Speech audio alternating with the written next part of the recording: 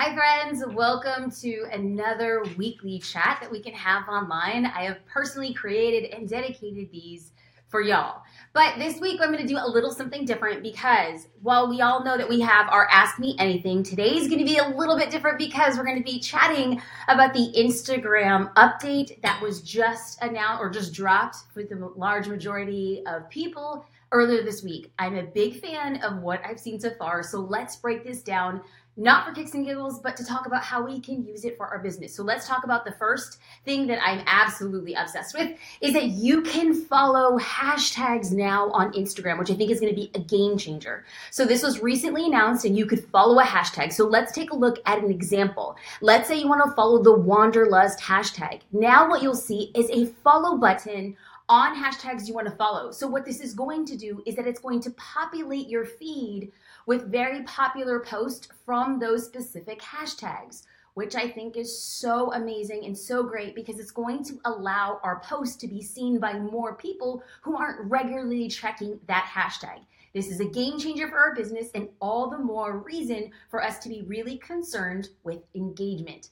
How people are liking and commenting and sharing our posts. That is going to help us reach higher within the algorithm and hopefully, fingers crossed, get into those popular posts. Like the top post for these hashtags is going to be great because you're having a high likelihood of being seen by people who would otherwise not see you.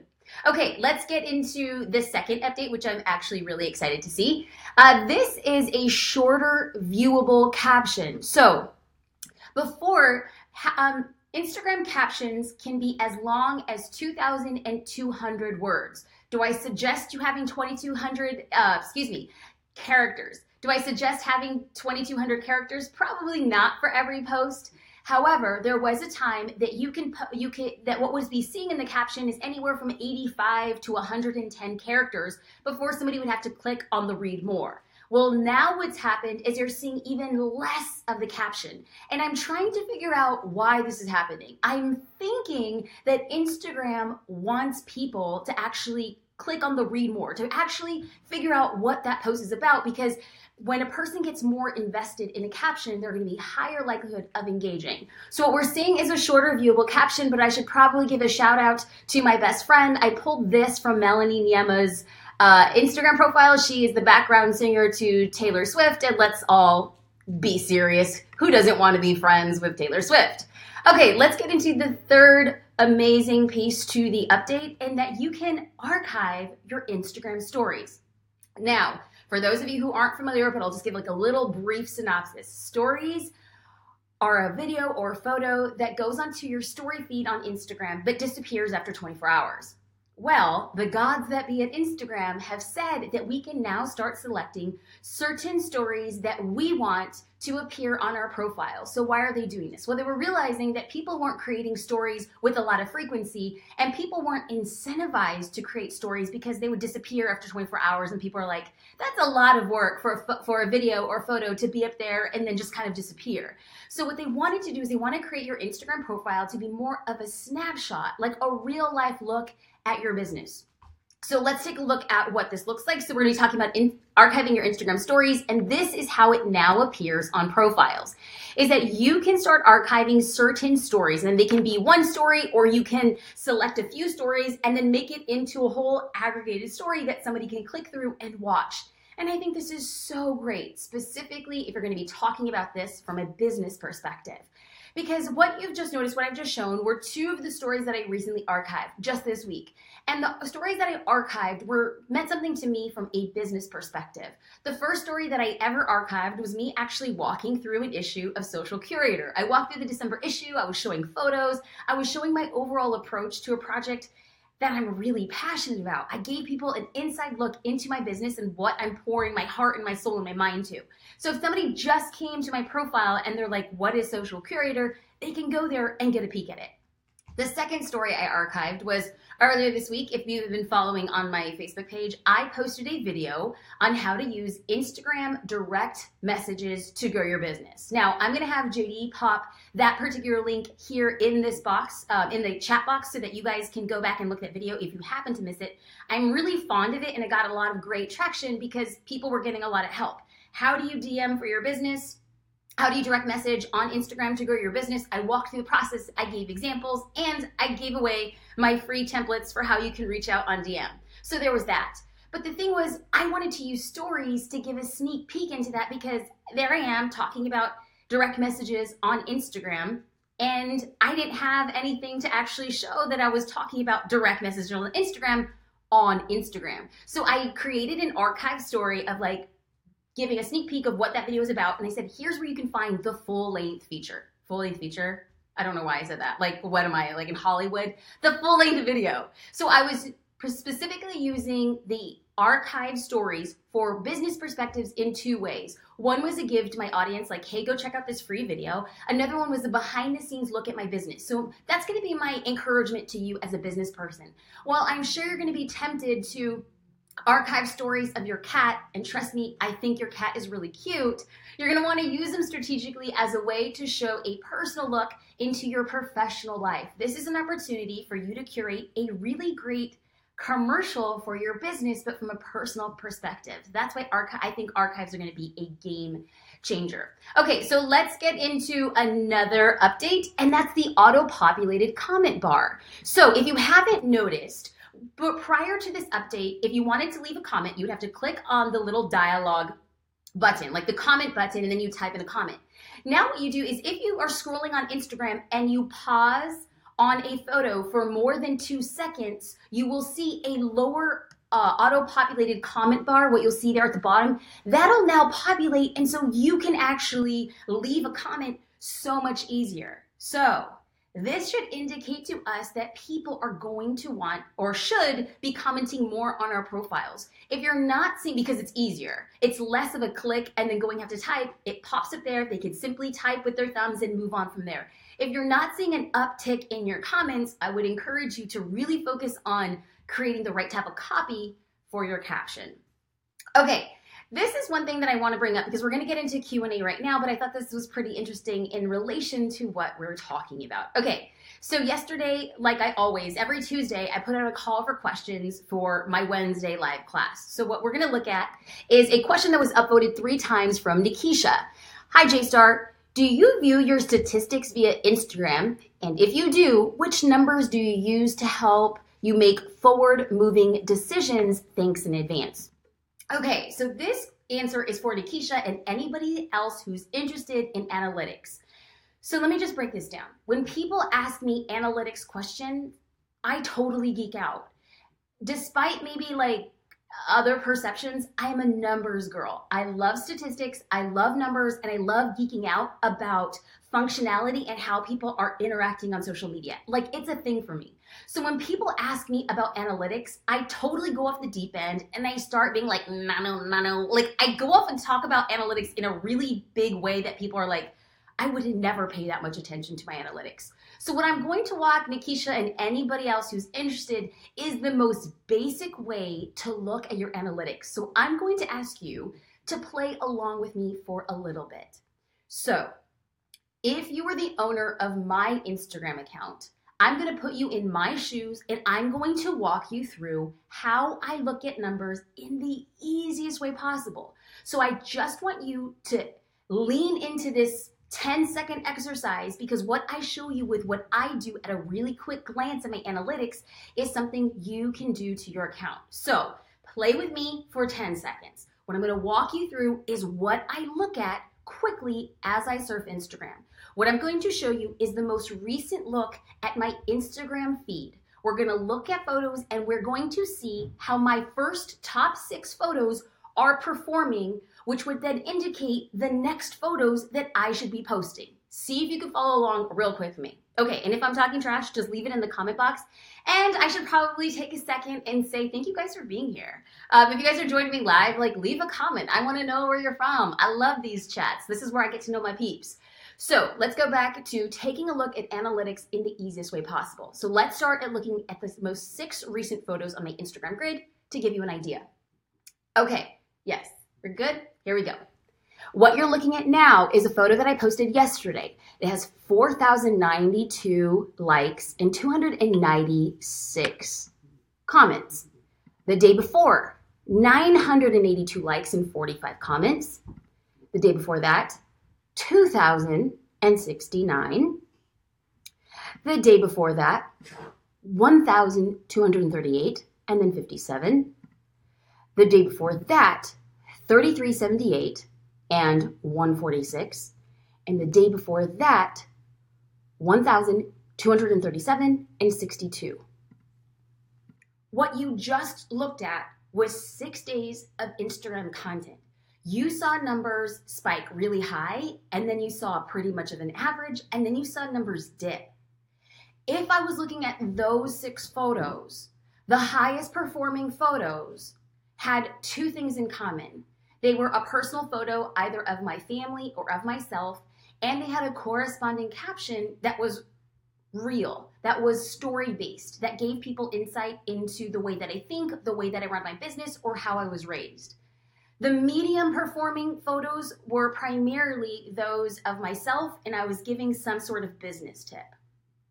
The least performing photos were just environmental photos and me talking just about a business tip or maybe like an inspirational quote. So based on that information, what it is telling me is that people care more about story and they care about my perspective, a personal perspective, either on my family or my business. Now, what that indicates to me is I should be creating more of that type of content since people care about that. Now, can I create that type of content every single day? Like, am I planning on posting a family photo every day? Probably not. It doesn't really do much for me from a business perspective, but does it encourage me to see if I can duplicate that or replicate that or find a common theme with the most popular post? Yes. Now, just because there were posts that didn't do so well, that got like 800 likes and like 10 comments, those by and large are like really poor performing posts, but holistically, like on my grid, they tell a deeper story about me as an entrepreneur. I want to include photos of where I live, which is the beach. I want to include photos of environments that I visit to feel creative, to get my curiosity moving and going and gelling, and that was me in Abbot Kinney in Los Angeles. I am unafraid of posting pictures of cactus if I'm having a really bad day and the things that I'm working through as an entrepreneur. I am unafraid to lean into the unpopular posts so that people can look at the holistic version of my Instagram and say, I get who this person is, I know what she does as an entrepreneur, and I get how she fits into my feed. That is the least geeky, techie way of looking at my analytics. Let me know if that works for you. Now, if you're looking for something a lot more technical and you want me to open up the back end of my Facebook page or like how I'm looking at analytics on Instagram, we could do that too, but let me just tell you, it's like Yawn Fest 2018, just letting you know. Okay, we're gonna get into a couple other very popular questions that were asked. Nikki Meadows asked, are you loving the new featured stories on Insta? Also, how often do you change the link in your bio? So the answer is yes, I love them. I'm obsessed with the archive stories. I think that there is so much opportunity there to lean in hard for your business. I think it's so great to have it for seasonal content. Like if you have a lot of promotions happening over the new year or for Christmas or for Valentine's, having an archive story there like 2 or 3 weeks in advance and then taking it off once the promotion's over, I think is so powerful, so amusing, and it incentivizes people to actually create content that people want to see. So yes, I love it. How often am I changing my exit link on Instagram? I'm not changing it very often at all. I probably change it like 4 times a year, depending on where I want to guide my audience. So for instance, a couple days ago, I talked about, actually, I can bring up the post right now. Let me tell you. Okay, so a couple days ago, what you're looking at right now is my Instagram grid. You see the 982 likes and 45 comments. That was actually a post pointing people to my Instagram direct message video. But because it wasn't a video, it didn't perform all that well there on Instagram, and it was just kind of there. But I didn't include it in the exit link because I don't want to confuse my audience by always changing out the exit link. I want to make sure that the exit link navigates people where I want them to go, and that's primarily a division of my website. Clearly, all in all, I change my exit link about 3 to 4 times a year, depending on the big promotions that I'm having for my business. We're going to get into one more question that Jamie had asked, and this was upvoted 4 times. I'm a small business soap maker. I have a personal and a business page, Facebook, a business Facebook group that has gone silent, and a personal and business Instagram. It's so much, and I feel like I forget to show up everywhere, let alone consistent and professional. My question, what is the best way to show up cohesively in all these areas without posting the same thing? Also, do you have any content tips for the soap maker? Thank you so much. And here's what resulted as a result. A lot of other people left comments for Jamie saying that they were in the same boat. So if I'm being honest, it would probably behoove me to address, where am I from, to address Jamie's question. And she talks about like, I'm just doing so much. How do I be everywhere? And how do I create content for those platforms? Okay. JD's going to post a link into my Facebook frequently asked questions video. There, it's going to walk you through the exact cadence that I use for my content on Facebook. Now, what I've seen or what I've heard from you is that you have a personal Facebook page, a business Facebook page, a Facebook group, a personal Instagram, and a business Instagram. And I'm just going to tell you that's doing a lot. Now, I would say to focus on the thing that is going to bring in more customers. Do I think that you should be updating your personal Facebook page and your personal Instagram? Sure. If you have photos that really kind of come to you and you want to connect with friends and family. But you have to be a lot more consistent and strategic when it comes to posting on your social media feeds for your business. People are there to get value, to get benefits, to learn things, to get tips and tricks. They want to know more from you about soap making, your technique, what goes into it, why they should be buying from a small business owner, where are you located, where are you sourcing, what makes your soap special. They want to know all about those things. And guess what? They want to know all about those things on both platforms, Instagram and Facebook. Should you be posting the same content on the exact same day at the exact same time? I don't suggest that you should. Why? Because the person who's actually sitting on Facebook in the app, there's a high likelihood that they'll maybe pop on over to Instagram when they're done surfing Facebook. People who are online on an app are basically online surfing between apps at that time. So you might see me post something on Instagram on Monday morning, and then you might see the same post appear on Thursday night on my Facebook page. Why? There's two different audiences. I want people who are on those platforms to truly feel that what they're looking at is pertaining to them. I always firmly believe to respect the platform. I don't ever push photos from Instagram, or like by and large, 90+%. I'm not pushing photos from Instagram directly to my Facebook page because the @ mentions don't work, the hashtags don't work, geotags don't work. I want to upload a photo to my Facebook page app, and I want to tag appropriate pages. I want to tag appropriate people. I want to use the appropriate emojis. I want to make sure that people who on each platform feel like the content is for that platform. That is what makes social media interaction feel authentic and real to the viewers. Okay, so I've been yapping. Now it is time to get into your live questions, and this is what I live for. So y'all, thank you for being here. I'm going to get into your live questions, but please feel free, like this is what I love to do, is to lean into those questions. I'm going to start answering them right now. Okay. Denise Parker asked, what is an exit link? So Denise, on Instagram, you are allowed one link from your Instagram profile, and this is different from Facebook. Because on Facebook, you can add a link, you can add multiple links to every single status update. But if you notice on Instagram, you don't have any links within the captions. Why? They want to keep people on the Instagram app. They want to keep them on that platform. They don't want them going other places. So an exit link is when you go to your profile, you can list your name, a little brief bio, and then you have one link that you can get people to go where you want them to go, which is why I don't always change my link. I really try to keep it the same so that I'm guiding people to one direct hub where they can get to know me even more. So that is an exit link, and you get one on Instagram. Okay, let's see. One person, so Elizabeth Gillino had asked, and I'm going to get to Kim's question right now. Elizabeth Gillino had asked, do you recommend using Linktree?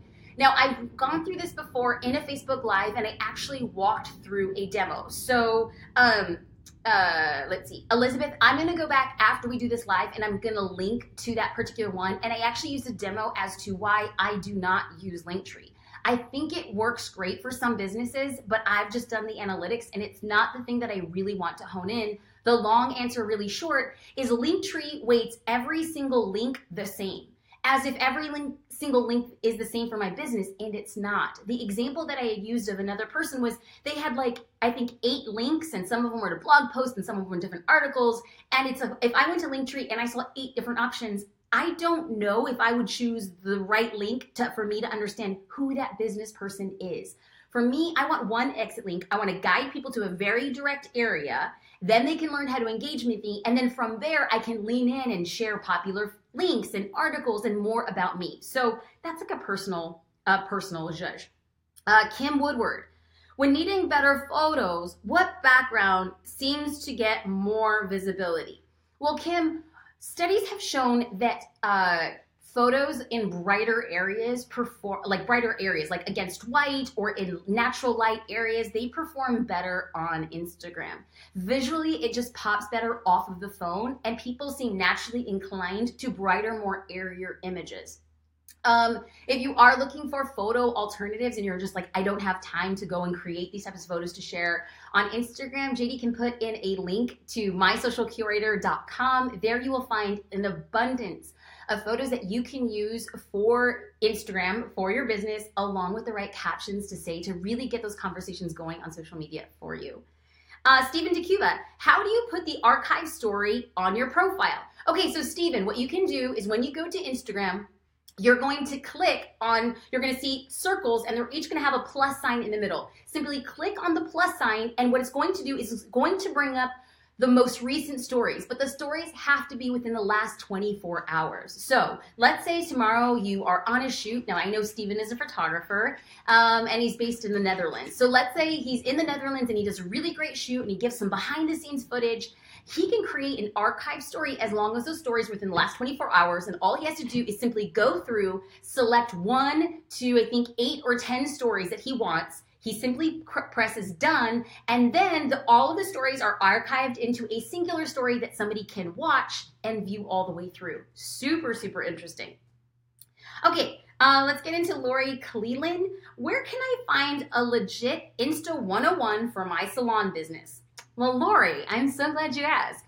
JD will pop in a link to insta180.com. That is my Instagram class. I literally walk you through all of my strategies, my approach. Again, that's Insta180.com. There you'll find everything you need, and you can get access starting today. Let's see.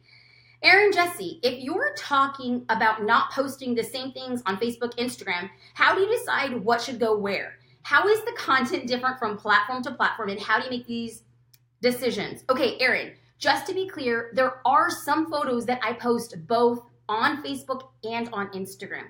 But if you go to my Instagram page, you will see that there's a lot more photos of me.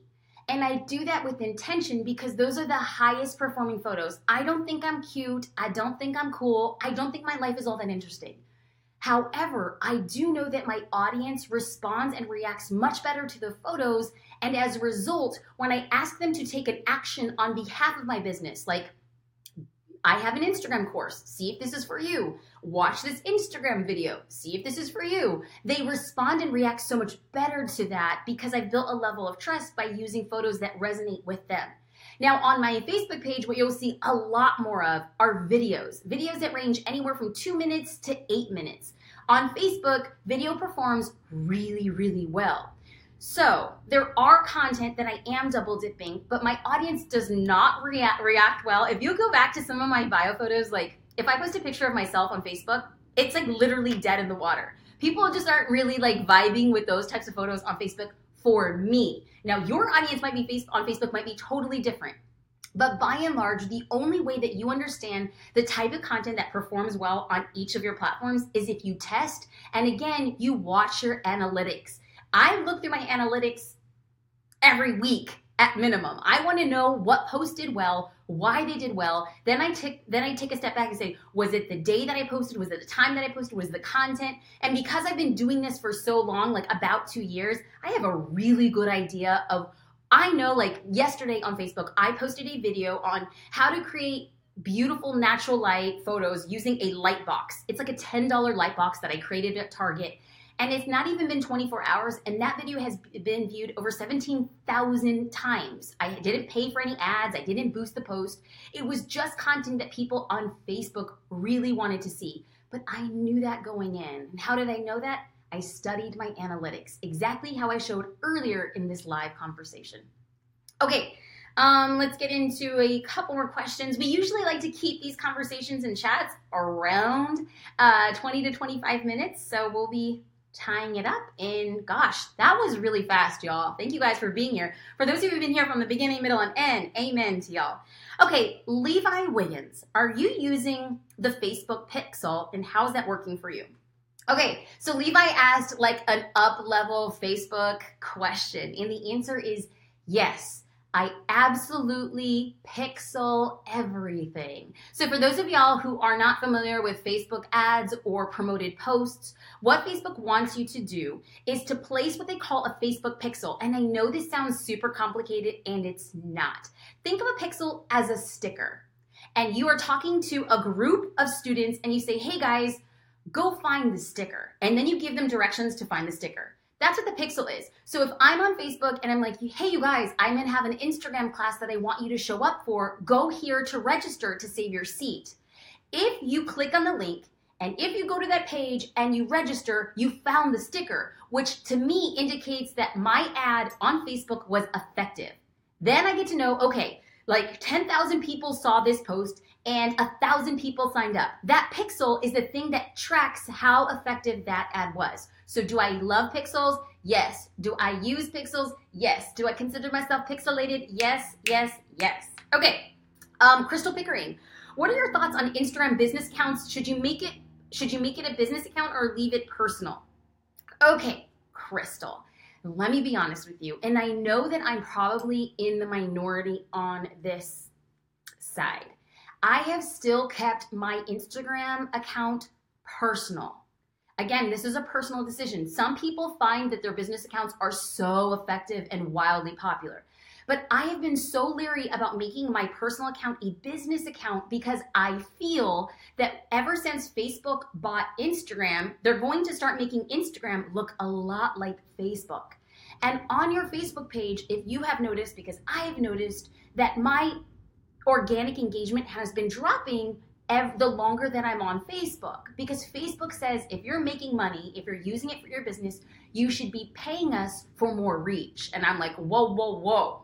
I am all about some ghetto fabulous marketing. I don't want to pay every single post to be seen organically. What I think they're going to be doing with their Instagram business account that I've already I suspected it back when they announced business accounts, and I'm seeing it and hearing it confirmed from a lot of business owners, is that their engagement has dropped as a result of using a business account, because now Instagram can track how effective you are using it for business. They don't want everybody's feeds being filled with business accounts. So, are there benefits to business accounts? Yes. You get the swipe up feature in stories if you have more than 10,000 followers. That's a bonus that I don't have, and it drives a lot of people crazy. I get a lot of DMs. People are like, Jasmine, why don't you have the swipe up feature? And I'm like, please, son, I'm making the best decision I can for my business. If you have a business account, you also can list your phone number and get directions and leave reviews. And some people, if I had a physical location, like let's say I had a flower shop, that might be really important. People calling me or people getting directions might be important. But guess what? I don't have a physical location. I don't want people on Instagram calling me. I don't want them showing up to my house. You know what I'm saying? So of all the business benefits that Instagram is providing me, I'm not really using them. So it is of no benefit for me to use it, not for the truncated organic reach. Let's get into one more question. Y'all, it's 30 minutes in. Okay. Jody Lynn, will you be doing a video about how you prepare for 2018? How to look at the year ahead and prepare for your business? Jody, I really like this question, and I'm glad that we are going to end it here. Why?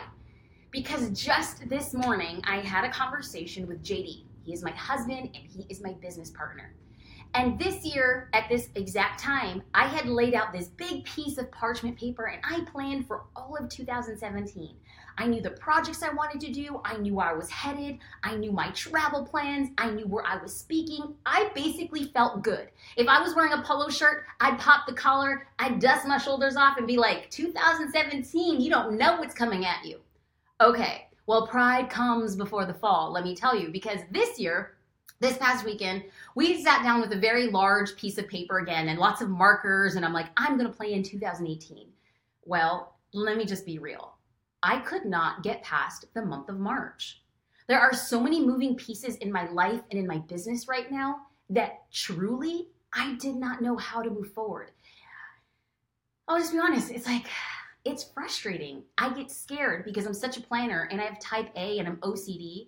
And so I told JD and we had a conversation and we decided that instead of like beating ourselves up or not, he's fine. He doesn't ever beat himself up. I beat myself up because I was like, I need to have vision. I need to know where we're going. And he's like, whoa, whoa, whoa, slow your roll. We've made some pretty big business changes in 2017 and we don't know how they're going to unfold for us in 2018. Let's just focus on the next 3 months. Give ourselves grace. Create a 3-month business vision, and then in March, we will revisit and plan for the rest of the year.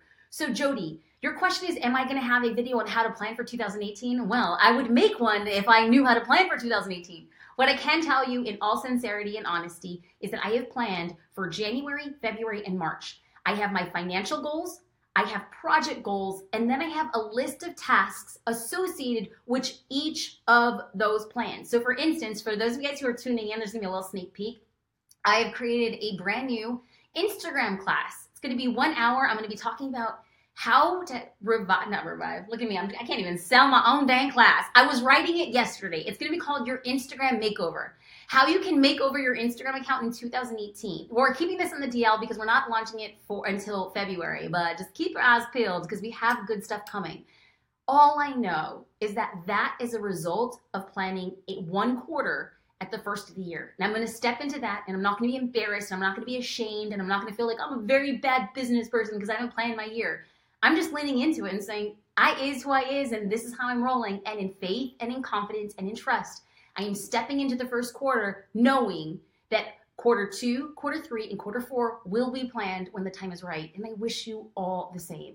For those of you guys who are here, thank you. For those of you guys who show up every week, for those of you guys who ask questions yesterday, who ask questions today, who connect with each other, who help other people, for those of you guys leaving comments on each other's comments, it means the world to me. For people who leave appreciative comments, for people who share these posts, for people who tag their friends, thank you. That is an indication to me that what I'm putting out is helping you and helping others. If it is helping you, be sure to share it. That's the only thing I want, so that our businesses change by using social media with a strategy, with a plan, and we can build a brand as we grow our business into 2018. Thank you guys so much. I love these chats. Diana, Christy, Will, Liliana, Jessica, you guys, thank you. I appreciate you guys, and I hope you guys have a wonderful, wonderful day. Have a good one. Bye, guys.